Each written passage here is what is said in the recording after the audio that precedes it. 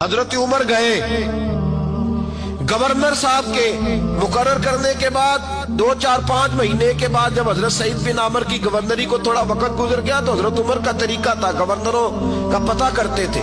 आपका तरीका यह था कि जिस इलाके का गवर्नर होता उसकी जामे मस्जिद में सब लोगों को जमा करते और फिर गवर्नर को भी बुलाते। तो कहते कोई शिकायत है गवर्नर की तो बताओ। मस्जिद में जमा किया, लोग इकट्ठे हो गए। हजरत फारूक आजम रदी अल्लाह ताला उन्होंने फरमाया गवर्नर की कोई शिकायत है तो बताओ। तो सूबे के लोग कहने लगे 4 शिकायतें हैं गवर्नर साहब की। सुनना जरा दिल खोल के, 4 शिकायत। कौन सी? का पहली शिकायत यह है कि जब ये नए नए आए थे तो फजर के बाद मस्जिद में बैठ जाते थे, जिसका दिल करता था मिल ले। अब ये फजर पढ़ के घर चले जाते हैं और इशराक चाश्त के वक्त 8-9 बजे आते हैं। दूसरी शिकायत ये है कि ये पहले रात को भी मिलते थे, अब सिर्फ दिन को मिलते हैं, रात को नहीं मिलते। और तीसरी शिकायत ये है कि हफ्ते में 1 दिन मिलते ही नहीं। चौथी शिकायत ये है कि कभी कभी रोते हैं तो बेहोश ही हो जाते हैं। हजरत सईद बिन आमर गवर्नर, और मैं अक्सर कहता हूं इसी धरती पर ये वो नूर वाले लोग थे जिन्हें मेरे रसूल ने नूर अता फरमाया था। ये है तरबियत मेरे नबी पाक की। हजरत उमर ने गवर्नर की तरफ देखा, फरमाया बताएं जनाब आपकी शिकायत आई है। पहली शिकायत ये है कि आप पहले फजर के वक्त मिलते थे, अब इशराक चाश्त में मिलते। हजरत सईद बिन आमर रदी अल्लाह ताला अन्हु कहने लगे हुजूर अगर आप ना होते कोई और पूछता तो मैं कभी ना बताता। हुजूर मेरी मजबूरी यह है कि मेरी बीवी बीमार हो गई है और माजूर हो गई है टांगों से। मैं गरीब आदमी हूं, नौकर नहीं रख सकता। उस भली मानस औरत ने 30 साल मेरी नौकरी की है, अब वो बीमार हो गई है तो क्या मैं उसको छोड़ दूं? मैं सवेरे उठ के अपने घर में झाड़ू देता हूं, बर्तन धोता हूं, आटा गूंथता हूं, रोटी पकाता हूं और अपनी बावफा बीवी के मुंह में लुकमे डालता हूं।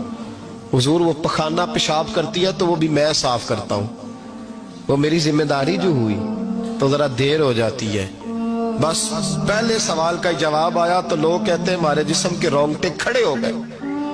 फिर कहा आपकी दूसरी शिकायत ये है कि आप हफ्ते में 1 दिन मिलते नहीं। तो हजरत सईद बिन आमर कहने लगे हुजूर काश ये लोग मुझे रुसवा न करते, काश सरेआम ना पूछते तो मेरे और मेरे रब का राज था, यही बेहतर था।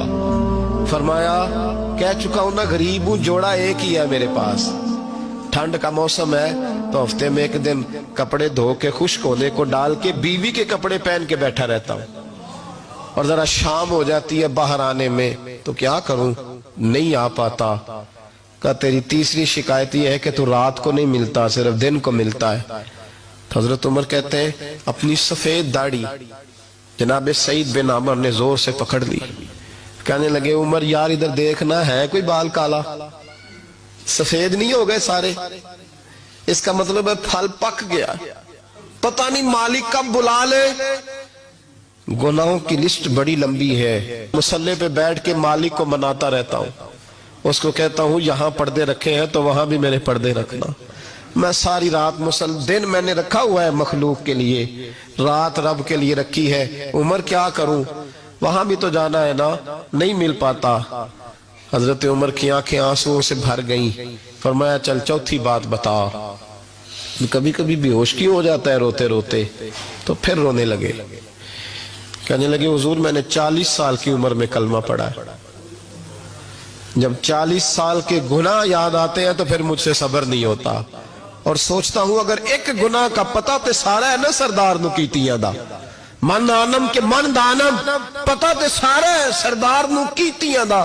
और जब 40 साल की खताएं याद आती है तो रो पड़ता हूं और सोचता हूं अगर मालिक ने खड़ा करके पूछा तो जवाब क्या दूंगा।